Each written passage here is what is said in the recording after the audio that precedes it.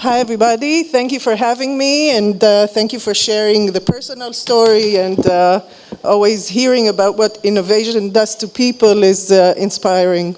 I'm going to be brief, and I must apologize. I also have to leave right after my speech, so I apologize, but there is a fantastic Israeli delegation around the table, and Israel's ambassador and former ambassador and a representative of a venture fund, an entrepreneur, and a distinguished scholar, so you won't miss me. They can answer anything that I talk about.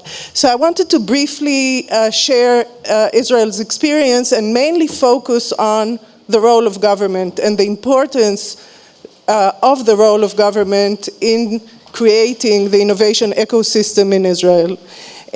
So Israel is a small country, an island, very similar to, in some cases, to Greece or half an island. And today, Israel is a leading country in the percentage of investment in R&D as part of of Israel's GDP, as a percentage of the GDP, in foreign investment in R&D, in venture investing per capita. We are probably #1 in the world.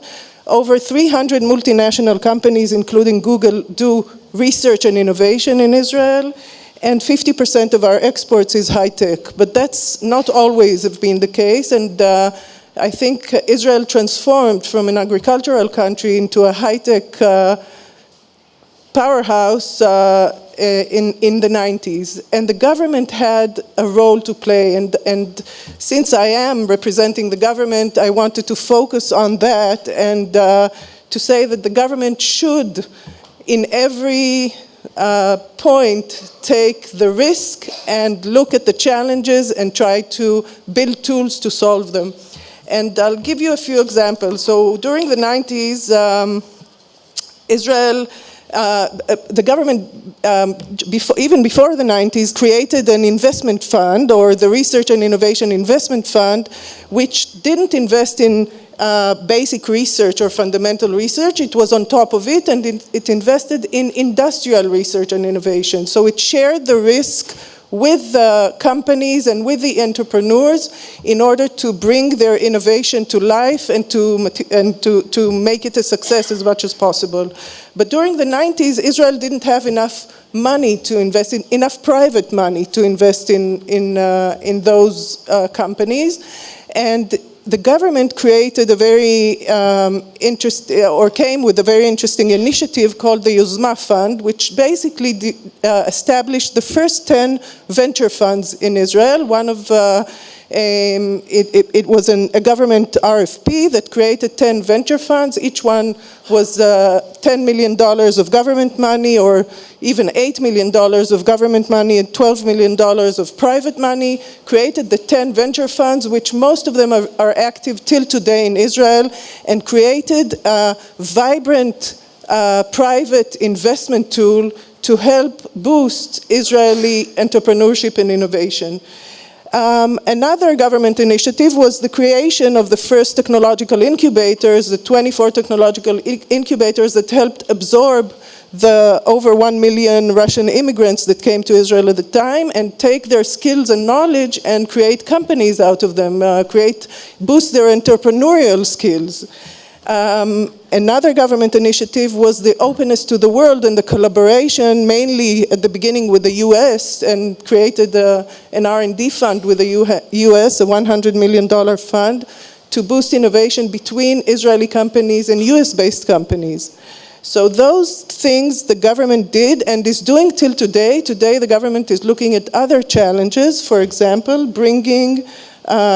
expanding the benefits from the high-tech sector into additional sectors in society, and trying to bring two populations in Israel that are the minority populations in Israel, the Arab minority and the ultra-Orthodox Jewish minority, trying to bring them as well into the high-tech sector and to get benefits from the high-tech sector, and putting a lot of efforts into educating them and giving them the right skills to support to support this move. I think that Israel is quite unique because it's a small country with a very unique characteristics that support the innovation. And there is a lot about the Israeli culture that supports the innovation, but I think that beyond that, entrepreneurship can be nurtured. And by the way, entrepreneurship is hard to say for any non-English speaker, so that's fine, don't worry. So for example, if I give some characteristics of the Israeli ecosystem, besides so it's a relatively strong academic basis. The multinational companies that I mentioned, the over 300 with R&D activity in Israel, the venture, today the venture capital industry in Israel, about $5 billion they invest in Israeli companies, but it's not just the Israeli venture capital. Today we see Chinese and of course US venture capital coming directly to Israel to invest in companies.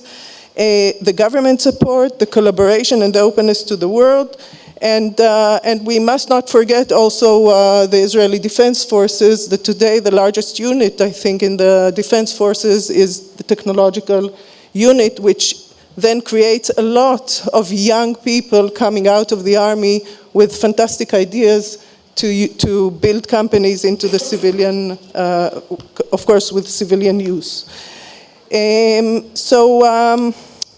If I want to summarize my point in this panel is that the government has a crucial role, not